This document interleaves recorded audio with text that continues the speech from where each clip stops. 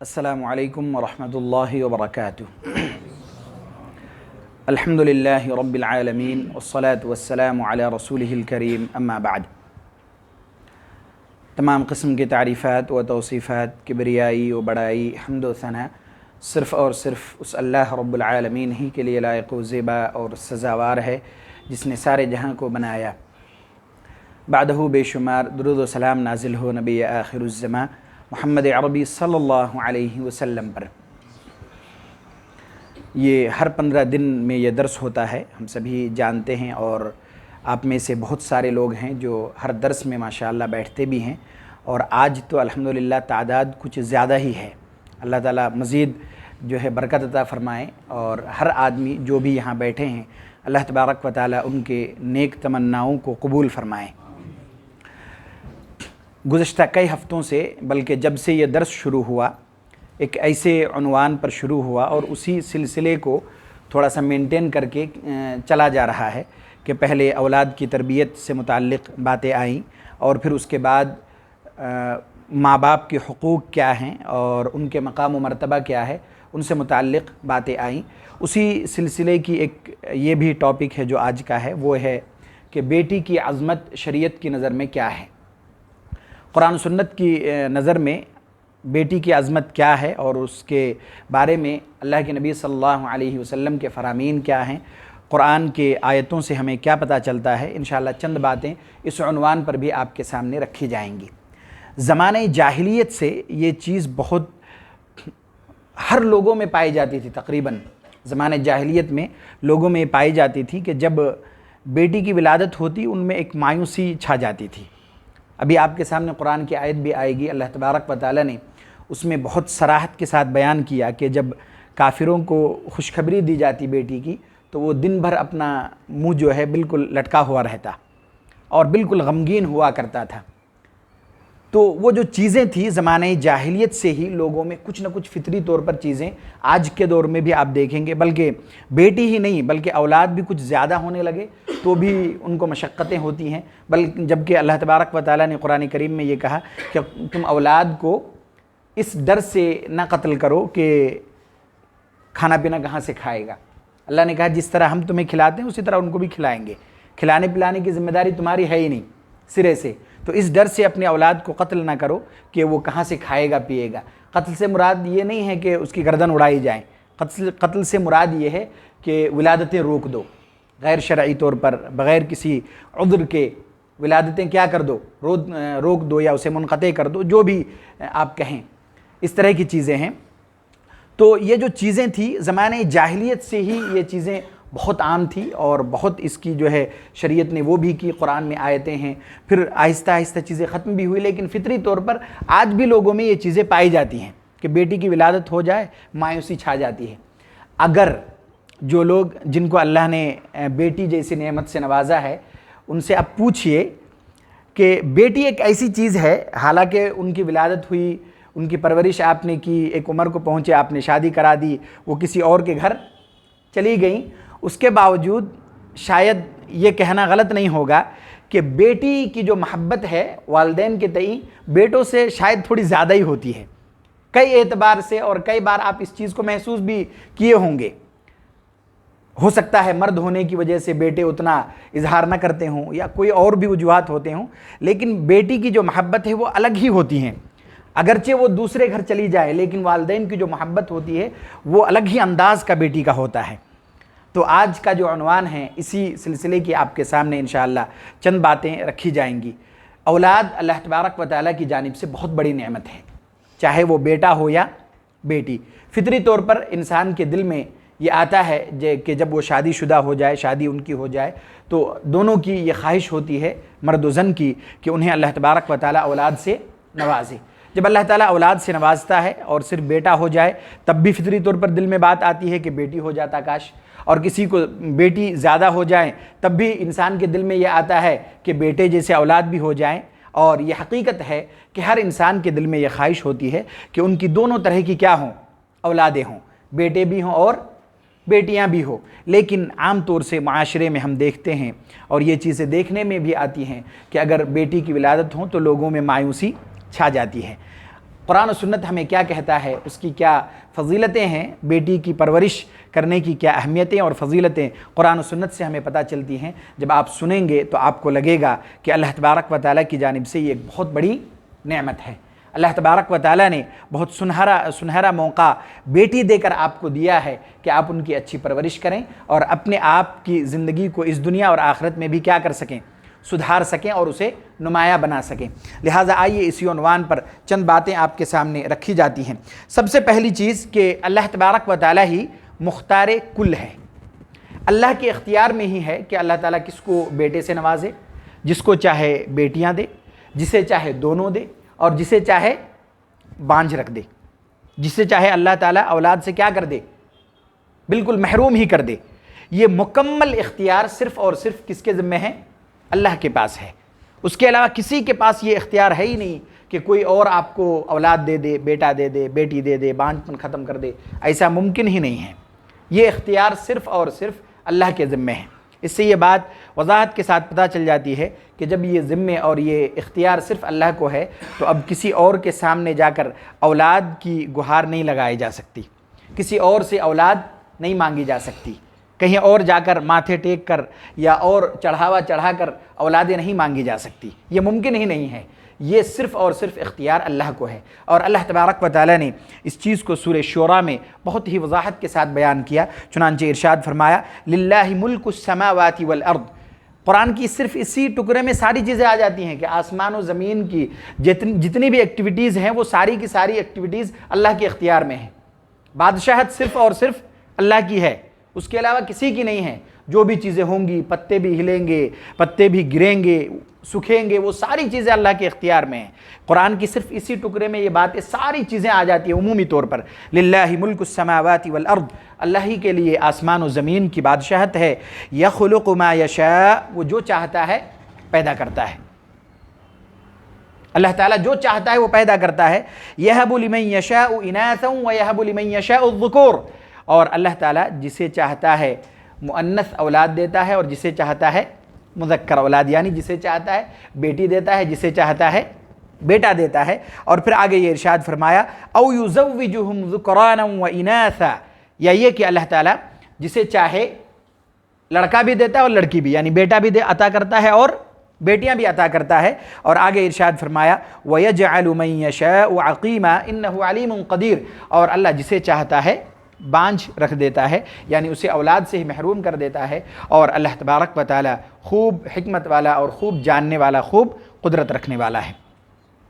قرآن کی اس آیت سے ہمیں یہ بات اچھی طرح سمجھ آ گئی ہوگی کہ اولاد کا ولادت کا ہونا، بیٹا یا بیٹی کا ہونا، دونوں کا ہونا یا اولاد کا نہ ہونا، یہ کس کی جانب سے ہے؟ مکمل طور پر اللہ تبارک و تعالیٰ کی جانب سے ہے۔ معاشرے میں ہم دیکھتے ہیں بعض دفعہ یہ چیزیں اتنی غلط ہے کہ ہر آدمی کو یہ سمجھ میں آنی چاہیے۔ بہت آسان سی بات ہے کہ اگر کوئی عورت صرف بچیاں جنے تو ان کو کوسنے لگتے ہیں، ان کو برا بھلا کہنے لگتے ہیں۔ مطلب یہ کتنی جہالت کی بات ہے۔ اتنی سی بات معلوم ہونی چاہیے کہ یہ اختیار نہ مرد کے ہاتھ میں ہے نہ عورت کے ہاتھ میں ہے، یہ اختیار اللہ کے پاس ہے۔ اللہ نے کھلے الفاظ میں قرآن میں یہ کہہ دیا کہ جسے چاہتا ہے وہ بیٹا دے، جسے چاہتا ہے بیٹیاں دے، جسے چاہتا ہے دونوں دے۔ تو اس میں کسی کو برا نہیں کہا جا سکتا کہ تم صرف بیٹیاں جن رہی ہو۔ یہ بہت ہی بری اور بہت ہی بڑی تہمت اور الزام ہے، اور یہ بہت ہی لا علمی اور جہالت کی بات ہے کہ اس وجہ سے کسی عورت کو کوسے جائیں۔ یہ اللہ کے اختیار میں ہے۔ اللہ جسے چاہتا ہے جس طرح کا چاہے اولاد عطا کرتا ہے، اور جسے چاہتا ہے بانجھ بھی رکھ دیتا ہے۔ یہ اللہ کے اختیار میں ہے، اس کے علاوہ یہ کام کوئی نہیں کر سکتا۔ یہ جو لوگوں میں فطری طور پر یہ چیزیں آ جاتی ہیں، بلکہ یہ چیزیں اپنی طور پر لوگ اپنے اندر لے آتے ہیں کہ بیٹی کی ولادت کی وجہ سے غمگین ہو جاتے ہیں۔ سمجھ میں اگر غور و فکر کریں تو یاد رکھیں کہ یہ جو صفت ہے یہ کفار کا ہوا کرتا تھا کہ بیٹی کی ولادت کی وجہ سے غمگین ہو جانا یا افسوس کرنے لگ جانا اور دل میں طرح طرح کی باتیں آنا، اپنے آپ کو لوگوں سے چھپاتے پھرنا کہ صرف بیٹی ہی کی ولادتیں ہو رہی ہیں۔ یہ کن کی صفت تھی؟ کفار کی صفت تھی۔ کفار یہ چیزیں کیا کرتے تھے، مطلب کفار کے اندر یہ چیزیں پائی جاتی تھی، انہی کا کام تھا۔ وہ کیا کرتا تھا کہ غمگین ہوا کرتا تھا اور بالکل منہ لٹکائے پھرتا تھا۔ ان کے پاس یہ ماحول ہی تھا۔ تو اگر آج ہمارے اندر یہ چیزیں پائی جاتی ہیں تو گویا کہ انہی کے اندر کی صفت ہمارے اندر بھی ہے۔ حالانکہ ہونا یہ چاہیے کہ قرآن و سنت کی روشنی میں جب فضائل وغیرہ آپ کے سامنے ابھی آئیں گے کہ اگر بیٹی کی ولادت ہو تو ایک شان ہونی چاہیے کہ ہماری کئی بیٹیاں ہیں۔ کسی کی اگر صرف بیٹیاں ہوں کوئی مسئلہ نہیں، صرف بیٹیاں ہیں، اللہ نے ہمیں یہ موقع دیا کہ ہم کیا کریں، صرف بیٹیوں کی پرورش کریں، ان کی اچھی تربیت کریں۔ یہ جو صفت پائی جاتی ہے غمگین ہونے کی، یہ کفار کی صفت ہے۔ چنانچہ اللہ تبارک و تعالیٰ نے قرآن کریم میں سورہ نحل میں یہ ارشاد فرمایا، وَإِذَا بُشِّرَ أَحَدُهُمْ بِالْأُنثَى ظَلَّ وَجْهُهُ مُسْوَدًّا، کہ جب ان کو لڑکی کی خوشخبری دی جاتی تو ان کا چہرہ سیاہ پڑ جاتا تھا۔ جب ان کو بیٹی کی خوشخبری دی جاتی ان کا چہرہ بالکل سیاہ پڑ جاتا تھا، ایسا ان کا ماحول ہو جاتا۔ وَهُوَ يَتَوَارَى مِنَ الْقَوْمِ مِنْ سُوءِ مَا بُشِّرَ بِهِ، اور ان کی حالت ایسی ہوتی تھی کہ لوگوں سے وہ چھپتے پھرتے تھے، جو باتیں ان کو سنائی گئی وہ لوگوں سے چھپتے پھرتے تھے۔ اس سے یہ بھی پتہ چلا کہ یہ صرف لڑکی کا باپ یا لڑکی کی ماں کو تکلیف نہیں ہوتی تھی، اس سے وہ پورے معاشرے کو ہوتی تھی۔ کسی کے گھر میں اگر بیٹی کی ولادت ہو پورے معاشرے کو ہوتی تھی، سب ان کو تانا مارا کرتے تھے۔ یہی تو وجہ ہے کہ وہ جب کسی کو بیٹی پیدا ہو جائے اور ان کو بتلایا جائے تو وہ غمگین ہو جاتا، اور صرف غمگین ہی نہیں ہوتا بلکہ وہ لوگوں سے چھپتا بھی پھرتا کہ وہ کیا کہیں گے، میرے گھر میں بیٹی کی ولادت ہوئی، وہ تانا مار دیں گے، وہ کچھ اور کہہ دیں گے۔ تو وہ کیا کرتے، لوگوں سے چھپتے پھرتے۔ یتوارا من القوم ما بشر یتوارا من القوم من سوء ما بشر به، اور وہ لوگوں سے چھپا کر رہا کرتے تھے اس خوشخبری جو اسے دی جاتی اس کو برا سمجھ کر۔ اور پھر آگے اللہ تبارک و تعالیٰ نے یہ ارشاد فرمایا، ایمسکہ علی ہون ام یدسہ فی التراب الی ساء ما یحکمون، یا تو اپنے آپ کو ذلیل کر کے یا اپنے آپ کو غم میں ہی رکھ کے اسے روک لیتا، یا اگر اس کی بس چلے تو اسے زمین میں گاڑ دے۔ ان کی ایسی کیفیت ہوتی تھی، اگر اس کی بس چلے تو کیا کر دے، زمین میں ہی گاڑ دے۔ اللہ تبارک و تعالیٰ نے یہ ارشاد فرمایا، الی ساء ما یحکمون، کیا برا فیصلہ کرتے ہیں وہ، دونوں کے تئیں کیا برا فیصلہ کرتے ہیں لوگ۔ اگر عورتیں نہ ہوں نسل ہی نہیں چلے گی، عورتیں نہ ہوں، بیٹیاں نہ ہوں، نسل ہی آگے نہیں بڑھے گی، جو انسان کی ضروریات ہے وہ تکمیل کو نہیں پہنچ پائے گی۔ اللہ تبارک و تعالیٰ کی حکمت اسی چیز پر ہے کہ اللہ نے مرد و زن کو پیدا ہی اسی لیے کیا تاکہ نسلیں آگے بڑھے۔ اگر ہر آدمی یہ کرنے لگے کہ اپنی بیٹیوں سے غمگین ہو ان کی ولادت سے، تو ان کو اپنے آپ پر شرم آنی چاہیے کہ انہوں نے بھی ایک لڑکی سے شادی کی ہیں۔ یہ سب چیزیں غور و فکر کی ہیں۔ اگر ان کو خود کو اپنی بیٹی پر ان کو غم ہوتا ہے اور افسوس ہوتا ہے تو انہیں خود اپنے آپ پر شرم آنی چاہیے کہ انہوں نے خود شادی ایک لڑکی سے کی ہیں۔ اللہ تبارک و تعالیٰ کی یہ حکمت ہے۔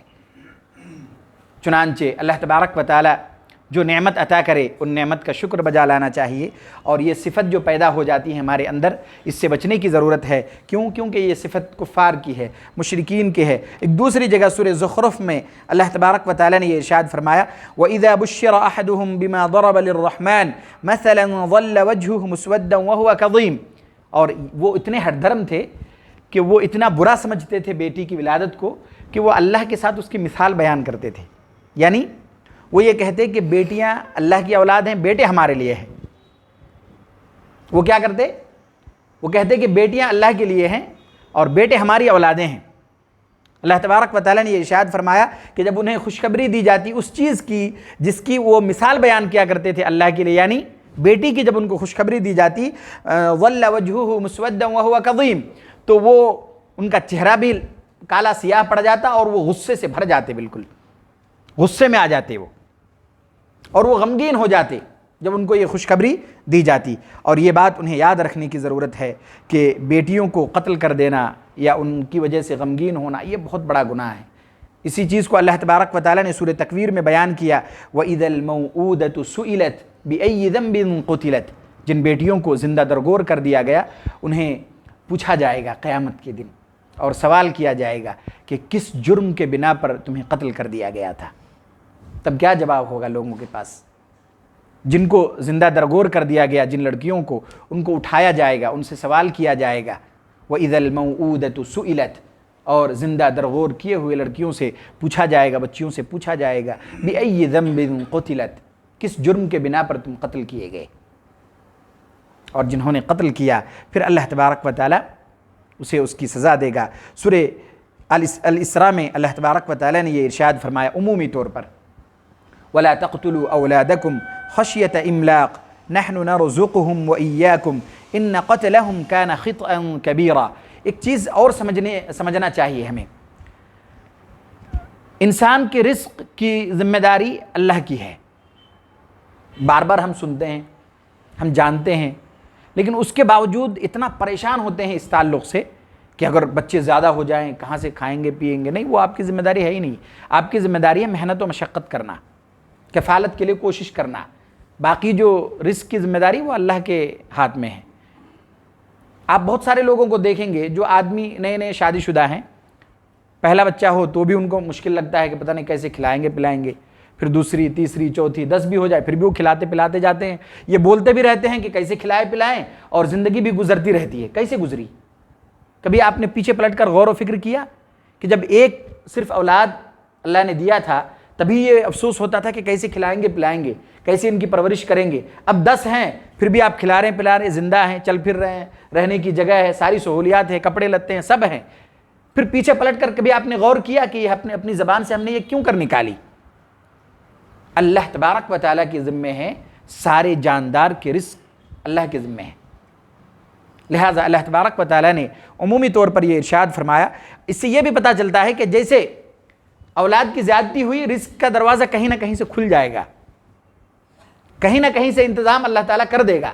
انسان کے اندر کیا ہونی چاہیے؟ تقویٰ اور پرہیزگاری ہونی چاہیے. وَيَرْزُقُهُ مِنْ حَيْثُ لَا يَحْتَسِبُ، پھر ایسی جگہ سے رزق آئے گی جہاں سے وہ سوچا بھی نہیں ہوگا. لیکن وہی اگر وہ اپنے آپ کو بہت کمزور سمجھنے لگے اور ان کے اندر یہ باتیں آنے لگی کہاں سے کھلاؤں کیا کروں، وہ سب سے زیادہ پریشان ہوتا ہے. پھر ان کے پاس مال و دولت بے شمار ہونے کے باوجود وہ پریشان ہوتا ہے. کروڑوں کی پراپرٹی ہے، 2 ہی اولادیں لے کر نہیں 2 بس ہے، کیسے پرورش کریں گے، کیسے ان کو پڑھائیں گے لکھائیں گے، مطلب کیسے ڈاکٹرز بنائیں گے؟ کیوں نہیں بنا سکتے؟ یہ آپ کیوں سوچ رہے ہیں؟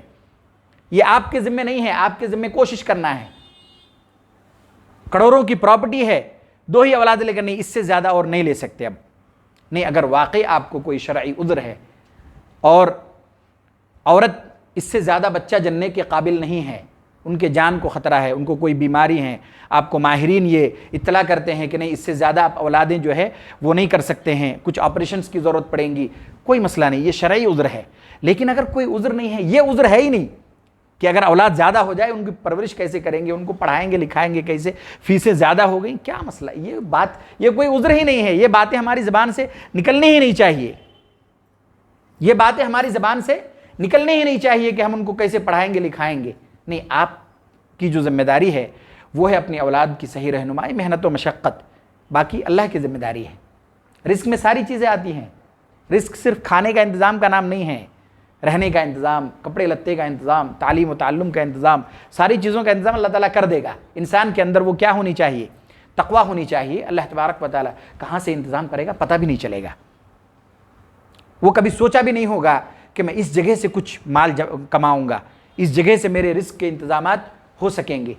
لہٰذا اللہ تبارک و تعالیٰ نے یہ ارشاد فرمایا وَلَا تَقْتُلُوا أَوْلَادَكُمْ خَشْيَةَ إِمْلَاقٍ نَحْنُ نَرْزُقُهُمْ وَإِيَّاكُمْ إِنَّ قَتْلَهُمْ كَانَ خِطْئًا كَبِيرًا، کہ تم اپنی اولاد کو اس ڈر سے قتل نہ کرو کہ تم اسے کہاں سے کھلاؤ گے پلاؤ گے.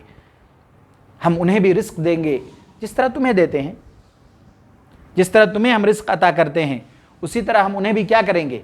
رزق عطا کریں گے، ان کے ساری چیزوں کا انتظام کریں گے. یقیناً ان کو قتل کرنا بہت بڑا گناہ ہے.